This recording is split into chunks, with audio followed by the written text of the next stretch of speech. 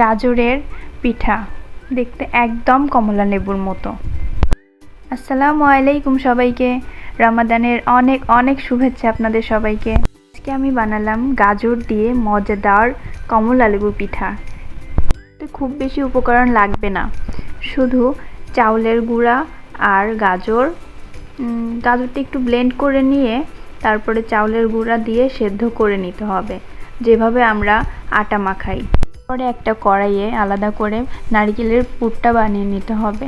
বানিয়ে এই আটাটাকে গোল বলের শেপ আকারে বানিয়ে ওর মধ্যে চাপ দিয়ে একটু গোল করে নিয়ে পুরটা ভরে দেব। তারপরে চাকু দিয়ে এভাবে করে শেপ করে নিব, তাই দেখবেন কমলা লেবুর শেপ চলে আসছে। এবং মাঝখানে একটি লবঙ্গ ঢুকিয়ে দেবেন, তাহলে আরও ইউনিক লাগবে।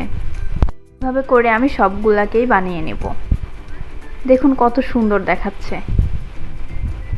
এটা বানানোর সময় অবশ্যই হাতে একটু তেল বা ঘি মেখে নেবেন। এই দেখুন কত সুন্দর হয়ে গেছে, একদম দেখতে কমলা লেবুর মতো না?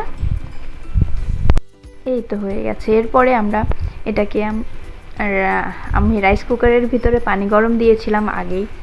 তারপরে এটা আমি সেদ্ধ বসে 5 মিনিট সেদ্ধ করলেই এটা হয়ে যাবে।